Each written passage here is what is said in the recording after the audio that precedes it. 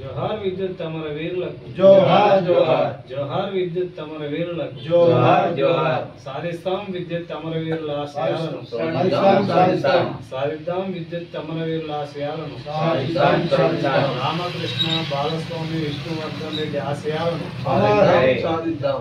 రామకృష్ణ బాలస్వామి విష్ణువర్ధన్ రెడ్డి ఆశయాలను సాధిద్దాం. అమర్ హై విష్ణువర్ధన్ రెడ్డి, అమర్ హై అమర్ హై బాలస్వామి, అమర్ హై అమర్ హై రామకృష్ణ, అమర్ హై అమర్ హై. జోహార్ విద్యుత్ అమరవీరులకు జోహార్ జోహార్. ఆనాడు తెలుగుదేశం పార్టీ ఉమ్మడి రాష్ట్ర ముఖ్యమంత్రిగా కొనసాగిన సందర్భంలో మరి ప్రజల మీద భారాలు వేయటానికి విద్యుత్ ఛార్జీలు పెంచుతామని చెప్పేసి పెద్ద ఎత్తున మరి నిర్ణయం సంస్కరణ అమలు చేయడానికి ప్రయత్నం చేస్తున్న సందర్భంలో మరి 9 వామపక్ష పార్టీల ఆధ్వర్యంలో 2000 సంవత్సరంలో ఈ విద్యుత్ ఛార్జీలు తగ్గించాలని గ్రామాన ప్రజలందరినీ కూడా సంసిద్ధం చేసి జిల్లా వ్యాప్తంగా ఉద్యమాలు నడిపి చలో హైదరాబాద్ కార్యక్రమాన్ని మరి 2000 సంవత్సరంలో ఆగస్టు 28న పెద్ద ఎత్తున ఆందోళన నిర్వహించడం జరిగింది. ఆ పోరాటంలో మరి అప్పుడున్నటువంటి ప్రభుత్వం పోలీసుల చేత కాల్పులు జరపడంతో ఆ కాల్పుల్లో దాదాపు 3 చనిపోయారు. విష్ణువర్ధన్ రెడ్డి, బాలస్వామి, రామకృష్ణ వీరు అక్కడికక్కడే చనిపోవడం జరిగింది. అనేక మంది దాదాపు 25 మంది మరి హాస్పిటల్లో జాయిన్ అయ్యి ప్రాణాపాయ స్థితిలో ఉన్నటువంటి పరిస్థితి ఉంది. ఇంకా వేలాది మంది కాళ్ళు చేతులు ఇరిగినటువంటి పరిస్థితి ఉంది. మరి ఆ పోరాటంతో వెనక్కి తగ్గినటువంటి ప్రభుత్వం ఇప్పటికీ ఇంకా ఛార్జీలు పెంచాలనంటే ఇప్పుడు జంకుతున్నటువంటి పరిస్థితి ఉంది.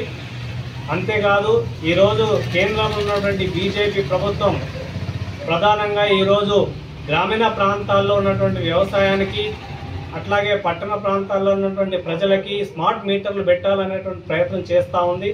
ఈ విధానాన్ని మానుకోవాలని చెప్పేసి ప్రభుత్వాన్ని డిమాండ్ చేస్తూ ఉన్నాను. అంతేకాకుండా ఈరోజు రాష్ట్రంలో ఉన్నటువంటి రాష్ట్ర ప్రభుత్వం కూడా ఇవాళ ప్రజలకు ఇచ్చినటువంటి 6 గ్యారంటీలు, ముఖ్యంగా వికలాంగులకు, వితంతువులకు పెన్షన్ కానీ, అట్లాగే ఈరోజు మహిళలందరికీ 2500 కానీ, గ్రామీణ ప్రాంతాల్లో ఉన్నటువంటి కూలీలు, వ్యవసాయ కూలీలందరికీ కూడా సంవత్సరానికి 12,000 రూపాయలు ఇస్తామని అన్నారు. ఇప్పటికీ గ్యాస్ సబ్సిడీ ఇస్తామని చెప్పేసి పెద్ద ఎత్తున ప్రచారం చేస్తూ ఉన్నారు. కానీ ఏ ఒక్కరికి కూడా వచ్చినటువంటి పరిస్థితి లేదు.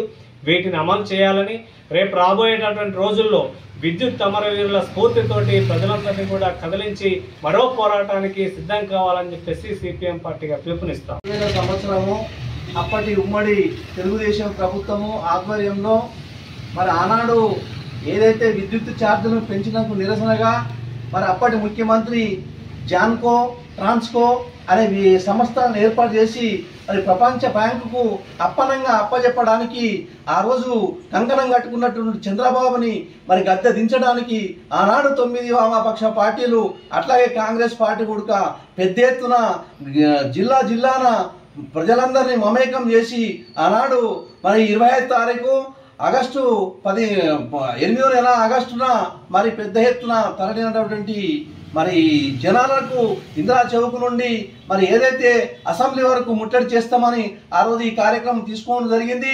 అప్పుడే మరి ఆ రోజు బషీర్బాగ్ చౌరస్తాకు రాగానే మరి అక్కడ ఉన్నటువంటి పోలీసు ముక్కలు ఫస్ట్గా రబ్బర్ తూటాలతో కొట్టడం జరిగింది.